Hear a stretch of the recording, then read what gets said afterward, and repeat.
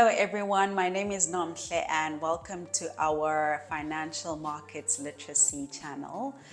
Today we're going to be looking into different indicators that you can use when you are trading using technical analysis. So this is just an introduction to the different indicators that are out there.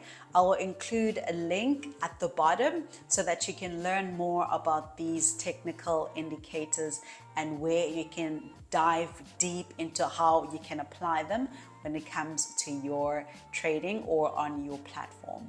So without wasting any further time, let's get into it. So the first one that you'll be using or you can consider using is called the 3-candle rule. Obviously, candlesticks is also available as a form of a chart, but you can also use them as an indicator where you are looking into 3 candles forming a pattern in order for you to distinguish whether there is a new trend that is about to form or not. So a lot of traders would use that, especially in conjunction with other indicators as well, when they're looking into getting into a new trade. And then the second one is called support and resistance. So the support and resistance areas are pushed by our supply and demand. So for example, if there is a demand in an instrument, that's when you will find the price of an instrument going on an upward trend right to a point whereby it doesn't want to move any further. So when it hits that resistance area, when it doesn't want to move any further than that, it will be called your resistance level. And then obviously the inverse would happen when it comes to your support level. It's if when there is a huge supply in the instrument and the price does drop to a point whereby it refuses to drop any further than that particular level. So that will be known as your support level. And then the third one would be known as, or is called, the MACD, which is the moving average convergence divergence. The moving average convergence divergence will show you your overbought and your oversold areas when you're looking into trading. And I know that a lot of traders would use it in this instance, maybe on a daily chart rather than a 1-minute chart.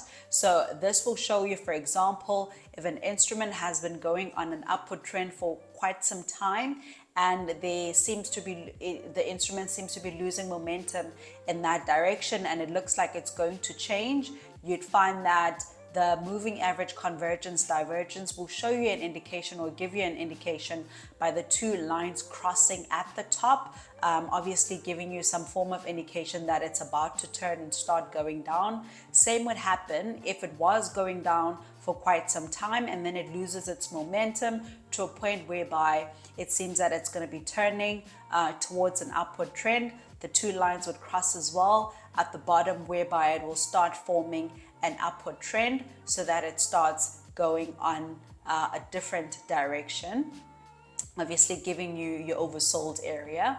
And another indicator that can give you your overbought and your oversold areas is called the RSI, which is known as the Relative Strength Index. So in order for you to check where your overbought areas are on an RSI, it's usually above the 70 zone. Then you'll know that if you're looking above the 70 zone, or if it has crossed the 70 zone, there is a probability that the instrument will start turning into the opposite direction, which is the chances are it might start forming a downward trend from the 70 zone because now it has been overbought.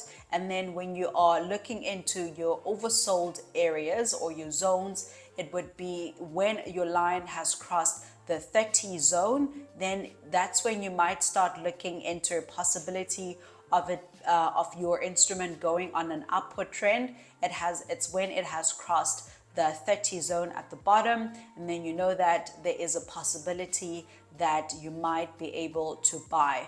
Obviously, you're not just going to use these indicators loosely. As a matter of fact, it's advised that you use them in conjunction to one another. For example, you can use the 3-candle rule with the MACD. You can also use it with the RSI as well, so that at least you are strong and confident in your analysis. All right. And then we'll also look into the Fibonacci retracement level. Your Fibonacci retracement level shows you where the instrument retraces, be it that at its support or at its resistance. And the Fibonacci retracement level has different levels, and it calculates it in percentages. For example, if it does retrace by 23% or by 38%, it will give you an indication. It's basically you connecting your support or your resistant area horizontally. You'll be able to see that as well when you're looking into your Fibonacci retracement indicator, and then you'll be able to apply it as well so that you are well aware at what level or at what percentage your instrument has retraced at. So that is it for today. Very short and sweet. I will be including a link at the bottom so that you get to learn more about these indicators and probably see the application of these indicators as well, so that you can learn more in terms of how you can start applying it when it comes to your trading, and as well as how can you better your trading strategy as well by not only using technicals, but knowing and understanding when to use your technicals as well. So what we'll be looking into next week is fundamental analysis and sentiment analysis.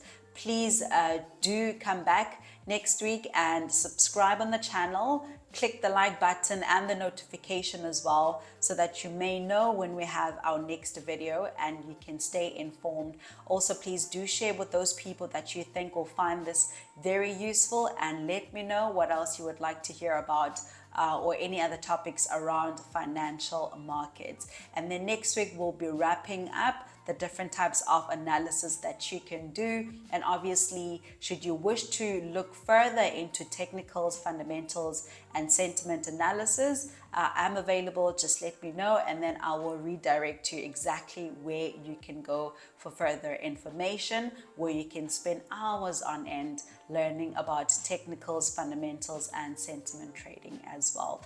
But it's not the end of it. We will be continuing with other topics as well as we continue with our financial markets literacy page. So thank you so much for your time. Take care, and hopefully I will see you again. Bye.